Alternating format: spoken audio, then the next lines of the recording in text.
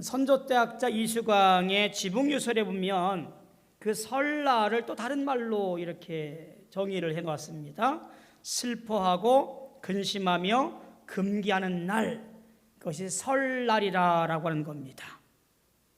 그러니까 서러워할 것들, 서러워할 것들을 금하는 날, 그것을 줄여서 설날일이 되었다라고 그렇게 또 정의합니다. 뭐 어쨌든 생각해 보니까 덧없는 세월 속에 나이는 들어가고 사람들은 많은 상처와 이별들을 경험하기도 하고 고난과 어려움 속에 살아가는 삶이 이제 새해가 되면서 더욱 부각되면서 설날은 어쩌면 서러운 날이 되었는지도 모르겠습니다. 코로나 이후 여전히 어렵지요. 국가적으로나 개인적으로나 여러 어려움들이 있습니다. 그래서 사실은 설레는 날이기보다는 어쩌면 서럽고 슬픈 날이 계속 뛰어지는 것 같습니다. 자, 그런데 영생을 소망하는 성도는, 본향을 향해 나아가야 하는 성도는 서러운 날이 아니라 설레는 날이 되어지기를 축복합니다. 올 한해 내가 믿음으로 살아가면서 모두 하나님의 은혜 안에서 언제나 넘치는 소망과 사랑으로 설레어지는 한 날, 그 출발점이 되어서 많은 축복이, 많은 강건함이 우리 인생에 가득하게 되어지기를 축복합니다. 친근한 말씀 중에 항상 기뻐하라, 범사에 감사하라, 쉬지 말고 기도하라는 말씀이 있지요. 어쩌면 새롭게 시작하는 우리에게 딱 맞는 성경 말씀이지 싶습니다. 어떠한 처지와 상황에 맞닥뜨리든 해야 할 성도의 행동거지는 항상 기뻐하고 범사에 감사하고 쉬지 말고 기도해야 되는 것이어야 할 줄로 믿습니다. 하나님 안에서 내가 새롭게 거듭난 새로운 피조물이라고 한다면 이 새해를 맞이하면서 다시 한번 다짐하는 것을 통하여 내가 기뻐해야 될 것이며 감사해야 될 것이며 또 기도하면서 2023년 그 어느 때보다도 찬란한 새해의 꿈과 비전을 가지고 출발하는 그런 복된 모습이 우리 있어지기를 소망합니다. 전도서에 보면 사람을 두 사람으로 그렇게 정의를 합니다. 하나는 뭐냐면 해 아래에 사는 사람, 그리고 또 한 가지는 하나님 아래 사는 사람, 이렇게 두 사람으로 정의를 합니다. 해 아래 사는 사람 어떤 사람인가요? 점점 사라지는 인생을 타내는 서러운 날을 매일같이 경험해가는 사람, 그것이 해 아래 사는 사람이지요. 그런데 하나님 아래 사는 사람은 어떤 사람일까요? 바로 겉사람은 후패하나, 즉 썩어 문드러져서 못쓰게 되는 속사람은, 겉사람은 그러하지만 속사람은 날로 새롭게 되는 설날을 기다리는, 설레는 날을 기다리며 살아가는 사람, 그것이 해 아래 살아가는 사람이라 그런 거예요. 믿음의 사람이 어떤 사람일까요? 하나님 아래 사는 사람이지요. 그래서 우리는 날로 새로워지는 사람일 거라 생각이 되어집니다. 오늘 우리는 한국 고유의 명절인 설날입니다. 명절에는 사람들을 만나고 고향 친지들을 만나서 세배도 하고 또 못 만났던 친지들도 만나서 서로 이야기도 하고 덕담을 하고 뭐 그런 날이기도 하지요. 작년 대비 우리나라 올해 추정하기를 약 22.7%가 더 많이 이동할 거다라고 말합니다. 숫자로 보니까 2,594만 명 정도가 이동할 것이라고 그렇게 말합니다. 사실 고향을 오가는 길이 쉽지는 않지요. 이 고생 같은 일을 왜 그렇게 찾아가는 것일까요? 사람은 누구나가 고향을 동경합니다. 고향에는 그리운 얼굴들이 있고요. 또 부모님이 살아계시거나 혹은 부모님에 대한 그리움을 채울 수 있는 곳이기도 하거니와 어릴 때 놀던 향수와 그리고 추억이 있는 곳이기 때문이지요. 성경도 보니까 고향을 찾아가는 사람들의 이야기가 그려집니다. 구약에는 창세기 31장에 보니까 야곱이 라반의 외삼촌 라반의 집에서 20년 만에 자기 집으로 찾아가는 모습이 그려지고 있고요. 출애굽기와 민수기에도 보면 430년간의 종살이를 마치고 하나님의 능력으로 애굽을 나와서 고향 땅 가나안을 향해서 가는 모습들이 그려지고 있습니다. 룻기 1장에도 보니까 저 모압에 살던 나오미와 룻이 고향을 향해서 찾아가는 초라한 모습도 그려집니다. 신약도 마찬가지예요. 보니까 예수님의 부친 요셉과 마리아가 고향을 찾아서 해산하려고 호적하려고 하는 모습도 그려지고 있고요. 오늘 말씀 누가복음 15장 11절 이하에도 보니까 둘째 아들이 아버지 집 고향을 찾아서 가는 장면들이 기록되어지고 있습니다. 고향을 찾아가는 것은 성경에 보니까 성공했든 혹은 실패했든 잘났든 못났든 내 모습 있는 그대로를 받아주는 곳, 그것이 고향이기에 모든 사람이 힘들고 어려워도 그렇게 고향을 찾아가는 것 같습니다. 오늘 저와 여러분의 앞에는 여러 이야기가 있지만 오늘 잃은 아들을 되찾은 아버지의 비유 가운데 고향을 찾아가는 둘째 아들의 이야기를 그리면서 오늘 말씀을 나누려고 합니다. 두 아들이 있었잖아요. 그 아들은 아버지 말을 잘 듣고 순종을 잘해서 집안일을 책임질 만한 아들이었습니다. 근데 둘째 아들은 그렇지를 못했어요. 형과는 반대로 욕심도 많았고 아버지의 속을 썩이기도 했던 사람이 둘째 아들입니다. 어느 날 둘째 아들이 아버지에게 당돌하게 말하지요. 아버지, 나중에 줄 유산이 내 몫이 있는데 그 몫을 내게 좀 미리 주시지요 라고 말을 합니다. 아마도 둘째 아들의 생각에는 우리가 대대로 이어오는 가업, 목축업이나 농업이 이제 미래가 없으니 오히려 그것을 정리하고 저 대추로 나가서 사업을 해서 돈을 버는 것이 앞으로 더 나을 것 같다라고 생각했을지도 모르겠습니다. 조금 좋게 생각하자면 그런 거예요. 좀 대단히 진보적이고 미래를 생각할 줄 아는 사람이라고 억지로라도 그에 대해서 좋게 평가할 수 있을 것 같습니다. 자, 그런데 세상 일이 그런가요? 마음대로 되지 않지요. 집 떠나서 살아보니 개고생이었고 가지고 간 모든 돈들이 다 허비하게 되었고 결국 그는 빈 털터리가 되었던 모습이 생겨나게 되어집니다. 그리고 뒤늦은 후회를 하게 되어지잖아요. 내가 아버지 집에 있었으면 이런 꼴은 아니었을 텐데 라고 말합니다. 둘째 아들에게서 남다른 점이 하나 있긴 합니다. 그것은 아버지께로 돌아가면이라고 하는 것을 생각하게 되어지는 거예요. 내 고향 아버지 집에 가면 그것은 풍족하고 풍성하고 풍요롭고 아버지가 넉넉히 나를 다 받아줄 것인데 라는 생각을 하게 된 것이지요.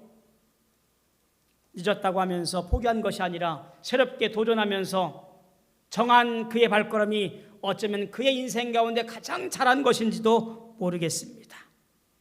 아버지에게로 돌아왔을 때 그는 기대치보다 더 많은 것을 부여받게 되어졌고 신분까지도 회복되어지는 놀라운 축복을 얻어 누린 것을 우리는 이 비유 가운데 보게 되어집니다.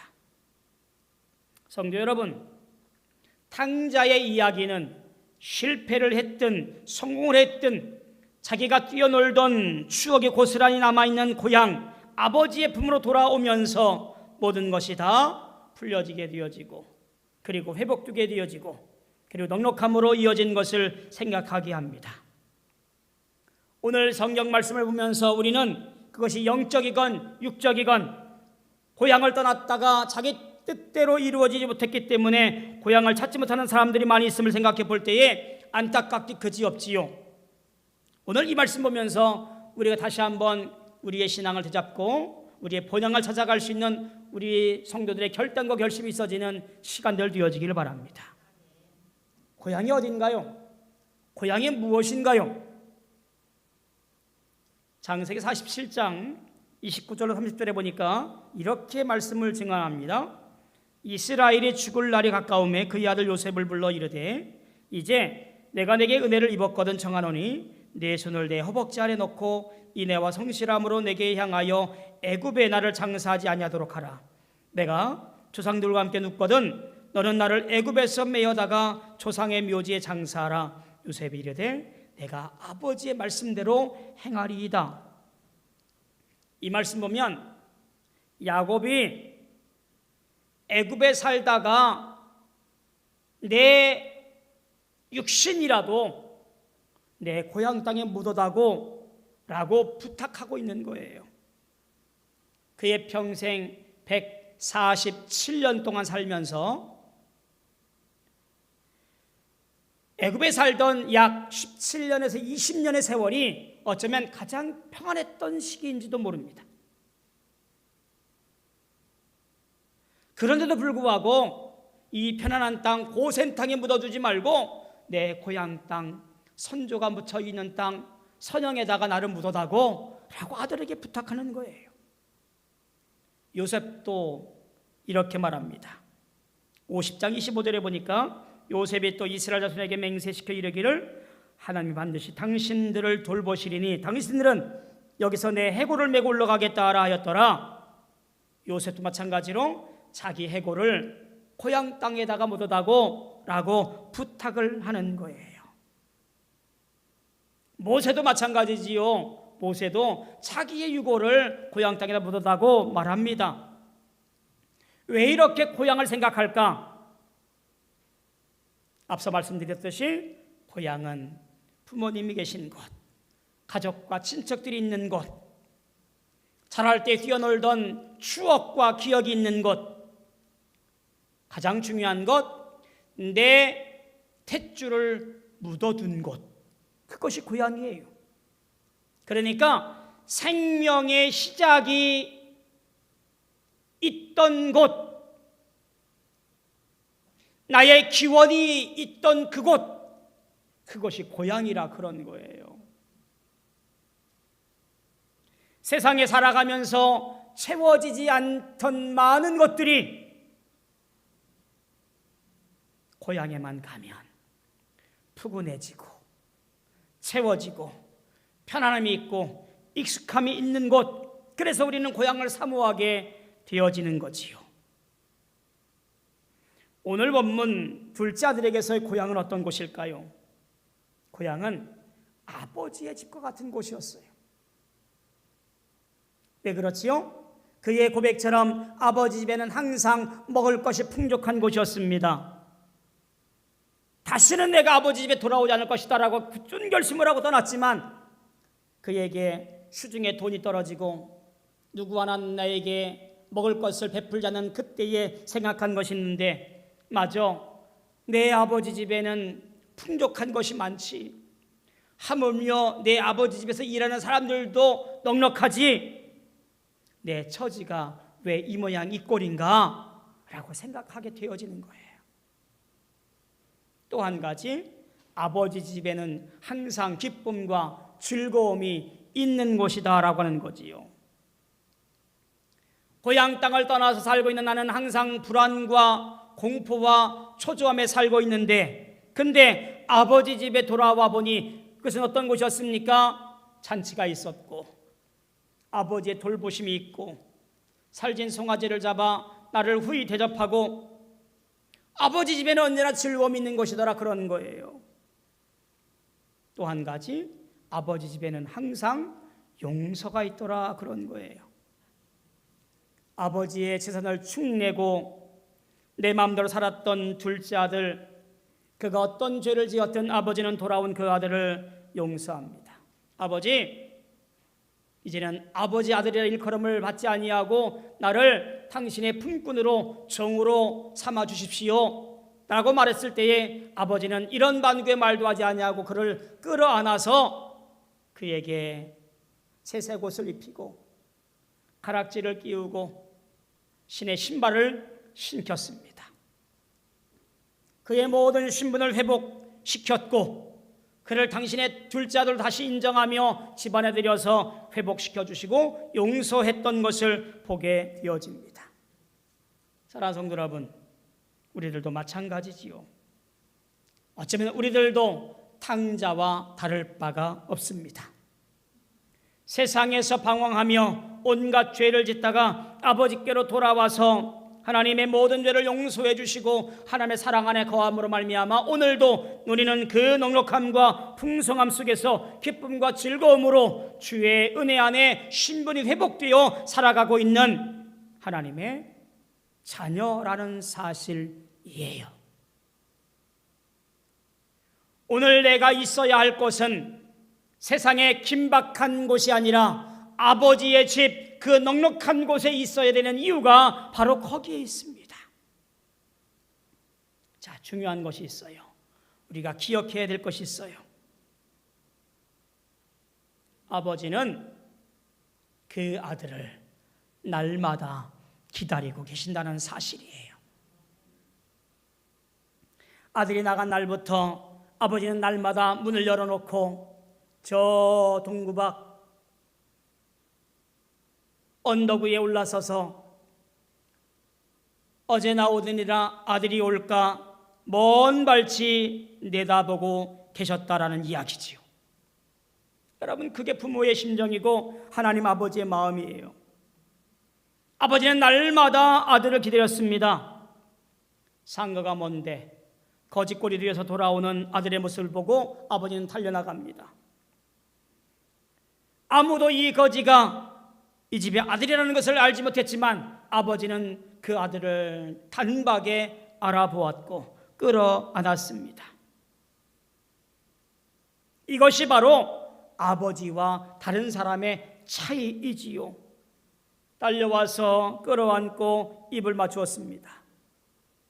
사랑하는 성도 여러분, 하나님은 이와 같이 우리 인간들을 회개하고 돌아오기를 바라고 계셔요. 우리는 그저 단지 고향, 내 본향을 향하여 마음을 돌이키고 발을 돌이켜서 돌아서기만 하면 되는 거예요. 그리하면 아버지께서 끌어안으시고 잘 돌아왔다고, 잘 왔노라고 우리에게 은혜를 더하셔서 풍성한 것으로 채워주실 줄로 믿습니다. 만약에 집에 나간 아들이 돌아오지 않았다면 그는 영원히 집 나간 자식, 천하에 둘도 없는 불효자식이라는 꼬리표가 따라 붙겠지요. 아마 그것은 살아남지 못하고 굶어 죽을지도 모를 일입니다. 그러나 염치불구하고 아버지께로 돌아오니까 지난날의 모든 죄 허물이 용서함 받고 아들의 모든 명분을 회복시켜 주는 거지요. 그게 바로 아버지의 사랑이요, 하나님의 사랑입니다.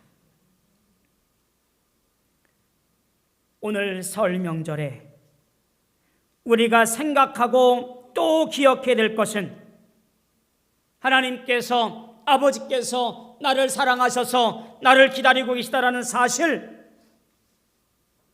따라서 우리는 죄의 종로로 타지 아니하고 진노의 자식들이 되어지지 아니하고 하나님의 자식이 되어서 그 안에서 영광을 누릴 수 있는 것이 우리의 모습이 된다는 사실이에요. 로마서 16장 17절에 보니까 하나님께 감사하리로다. 너희가 본래 종이더니 너희에게 전하여 준 바 교훈의 본을 마음으로 순종하여 죄로부터 해방되어 의에게 종이 되었느니라 라고 말합니다. 우리의 본래의 모습이 죄의 종이었는데 이제 하나님의 은혜로 말미암아 해방되어 의의 종이 되었다라고 말하는 거예요. 오늘 우리의 모습이 어떠한 모습이 될까라는 사실을 분명히 알려주고 있지요. 말씀을 정리할까요? 오늘 우리들은 이제 설 명절을 맞이해서 우리 고향인 하나님 나라를 사모하시는 여러분들 되어지기를 축복합니다. 왜냐하면 우리의 본향, 내 생명의 시작점, 하나님 아버지가 계신 곳, 그것이 저 영원한 나라 본향이기 때문에 그렇습니다. 우리 이 땅을 나그네처럼 그저 몇 날 며칠 지나다가 떠나버릴 것이기 때문에 한순간 아침 안개와 같이 사라질 것이기 때문에 우리는 이곳에서 오히려 이 땅에 남아있으려 아등바등하지 아니하고 저 영원한 나라를 소망하며 주님의 은혜를 사모하여 오늘도 믿음의 길을 걸어가는 성도의 모습이 우리의 모습이어야 됩니다. 만약에 하나님 나라가 없다면 우리는 가장 불쌍한 자들인지도 모를 일입니다. 사랑하는 성도 여러분, 오늘 설날을 맞이하면서 우리 모든 성도들이 고향을 찾아서 대이동하는 때에 더욱더 생각할 것은 우리가 가야 할 본향 하나님 나라를 사모하면서 이 세상에 머물 동안 주의 일을 더욱 힘쓰면서 하나님 말씀대로 충성하여 주의 길을 따라가는 우리 모든 성도 되어지기를 축복합니다. 그리야 할 때 하나님께서 우리를 책임져 주시고 인도하여 주실 줄로 믿습니다. 오늘 새해 첫날 더욱더 주의 은혜가 넘쳐남으로 말미암아 우리 모든 성도들의 올 한 해가 여러분의 인생이 복에 복이 넘치며 축복이 넘치는 우리 모두가 다 되어지기를 주님의 이름으로 소망하며 축원합니다. 기도하겠습니다. 고마우신 아버지 하나님, 주님의 은혜에 감사합니다. 오늘 우리가 어디를 바라보고 살아가야 하는지를 다시 한번 되짚어 봅니다. 집을 나간 둘자들처럼 그저 세상에서 아등바등 부대끼며 살아가는 것이 아니라 내 아버지 집 그곳을 기억하고 돌이켜 본향을 향하여 달려갈 수 있는 믿음의 사람이 되어지게 하시옵고, 불안과 공포와 어려움과 애씀과 수고로움으로 뜬 눈으로 밤을 지새우는 그런 삶이 아니라 주님 안에서 평안하며 기쁨이 넘치며 즐거움이 가득하여 늘 감사와 찬송이 넘치는 삶을 살아가는 우리 믿음의 사람들 되어지게 축복하여 주옵소서. 우리는 그저 본향을 향하여 달려가오니 주여 우리와 함께하여 주셔서 그 삶에서 넉넉함으로 채워지는 삶을 주님께서 허락하여 주옵소서. 예수님의 이름으로 간절히 기도하옵나이다. 아멘.